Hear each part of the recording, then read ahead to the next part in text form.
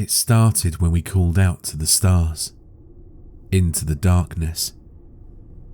We felt so small, tumbling through vast emptiness while clinging to the skin of the world, and without a single reason why. We were curious, yes, but ultimately, I think we were just terribly frightened. And we were young, so very young. We were children, and like a lonely lost child, we did the only thing we could think of to make it stop. We did what we thought we had to do to make the universe make sense. We called for help. For years, we scanned the sky for a sign. We sent signals to the stars in the darkness beyond. Are we alone? But the skies were quiet. Always so quiet, leaving us to our own makings. But crying children never cease, and neither did we. We sent calls into every corner of space for decade after decade. We refused to believe that no one was out there. They had to be. Yet, for some unknown reason, they never answered us. Everyone remembers when that changed. Scientists picked up what sounded like static interference that continued on for over an hour. It consisted of unintelligible screeching and buzzing sounds that continued without pause. The meaning of this message was never discovered, if it had one. The only thing we knew was the signal's origin came from somewhere in the Hercules constellation. As soon as that signal stopped, the real message began. We made contact that day, and we were asked a question. Who is there? It came not through the radios, but as a voice. A voice inside all of our heads asked the question to all of us. I heard it. My wife heard it. The young and the old heard it. Even the deaf heard it. Everyone, everywhere, heard this voice whisper that question in their heads, in every language on earth. I remember it almost too clearly. It asked in that familiar, yet indescribable voice that's always there in my mind. It was like one of my own thoughts had gone rogue and decided to speak directly to me. The world seemed to stop as everyone listened for what came next. Where are you? The heavy question seemed to linger in our minds for hours afterwards, and then for days, and then for weeks. That day changed everything. There were the doubters from the very beginning, and the holy ones who claimed that God had spoken to all of us, and that the time to repent was now. There were those who claimed they'd heard nothing, and those who'd claimed that the aliens had given them their own secret messages. And, of course, there were those that truly believed that we'd been contacted for the first time by an extraterrestrial race like us. One ready to communicate. Ready to lead us out of the dark. We were wrong. We never made contact with alien life. At least, nothing comprehensible or discernible to human understanding. The stars are vast, and in their vastness, our voices had touched the ears of something truly incomprehensible. Something hungry and malevolent. The voice. We realised our mistake when the ground started to groan. Beneath our feet, everywhere, the ground seemed to moan. The muffled sound shook through the dust and dirt below us. No one knew what was causing it, at least, not until the calls started coming in. The graveyards were screaming. All at once, the dead had started screaming. Every deceased man, woman, and child was turning in their graves. All the animals did so too. Every dog, every cat, everything that had ever walked this earth. The cries of ancient whales shook the seas, and the shrill screeching of birds echoed in the forests. The caskets shook, and the morgues howled. The voices stopped altogether. In an instant, leaving the world in an amplified silence. In their absence, a new sound filled the air. The voice returned. I hear you. It came as a whisper from behind. An ominous, yet oddly playful presence that felt so close, but was truly still so far away. It let us breathe in the silence for a minute, before it made us a promise. It was a promise we all knew to be true. I am coming. With that, the voice was gone, and the air was again filled with screams. This time, they were from the living. After the voice had gone, we were left to our own devices. Millions panicked, and rightfully so, as chaos took hold of the streets. Many would die in the violence and the gunfire of that night. They would be known as the raptured before long, and the rest of us were the condemned. We could only wait. The screaming dead was only the first of the side effects that we felt as the voice approached. The closer it got, the more we felt it.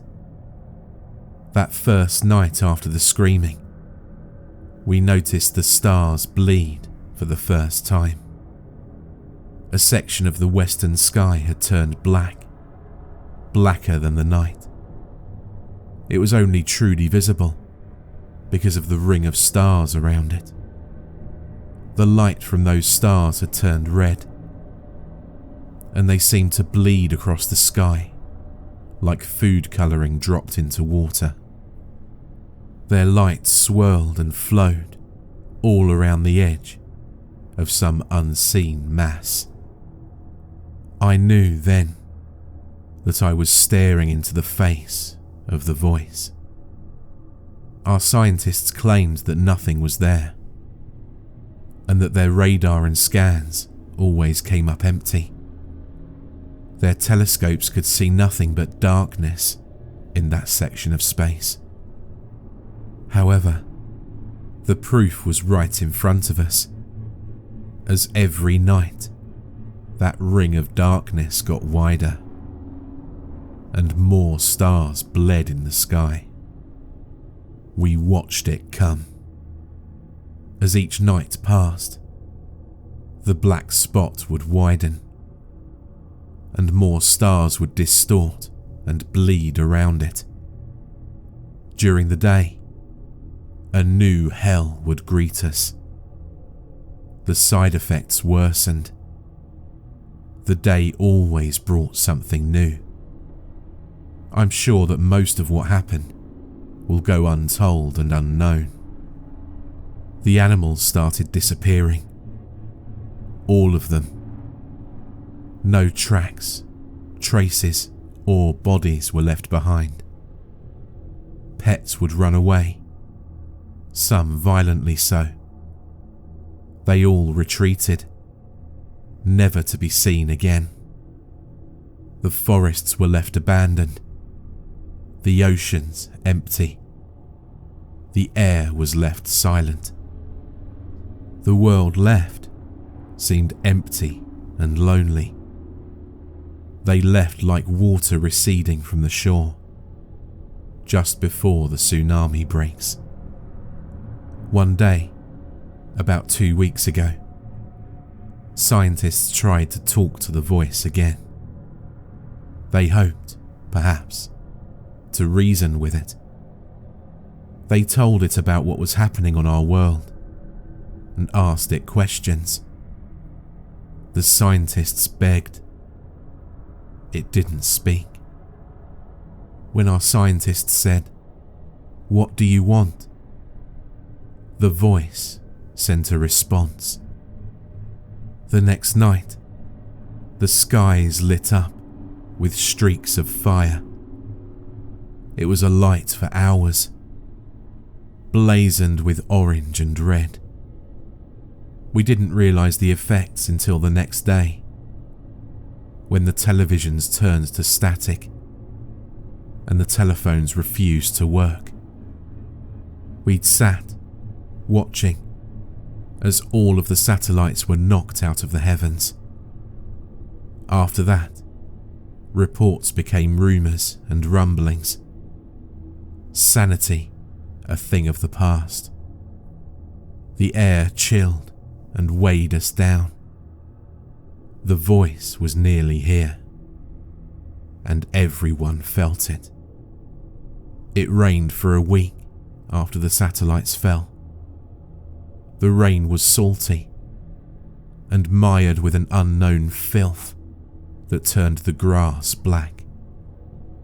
Maybe the satellites tracked something back in with them when they hit the sky. No one knew for sure. All we know is it fell from the clouds black as charcoal that blotted out the sun, like liquid ash. Darkness fell upon us for days. When the clouds went away, the skies were empty. There were no clouds, yet the sky hung low and grey. If the sun was anywhere in the sky, it never made itself known. Even it had abandoned us. Each day grew slowly darker and darker, until night and day became almost the same. Some people would claim later that they'd seen things in the dark. Creatures with gangly limbs and crooked faces, lurking in the corner of their vision. They were tall, white creatures that looked mottled or rotten through their transparent skin. Appearances would last for just a second or two before vanishing without a trace. Some believed this was the first step in the aliens' invasion, but the rest of us didn't know what to think. We just knew that it was nothing that simple or benign. They must have been hallucinations, just more madness to endure, but ultimately as harmless as anything else. As harmless as the screams of the dead, the missing animals, and the dying sky. Appearances slowly increased in duration and number. I think everyone saw them at least once, but I don't think a single person would ever guess why they were truly here. They never touched nor spoke to anyone, and they certainly never harmed anyone. Most who got good looks at them described them as mournful or sorrowful looking. Some even claimed the creatures watched over them at night, and others even claimed it seemed as though the creatures were sorry for them. One claimed to have even seen one prostrate upon the ground, hands clasped above its head. He said it was praying for us. Prayer was no help.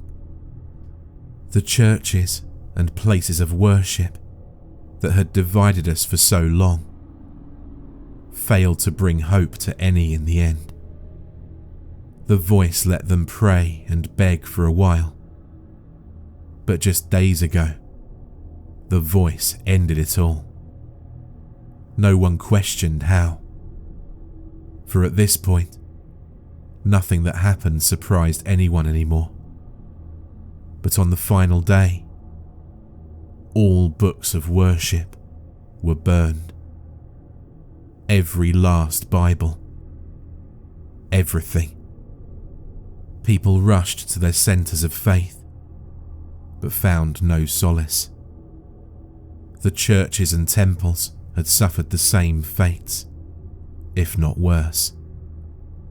The people were left, abandoned by their greatest hopes.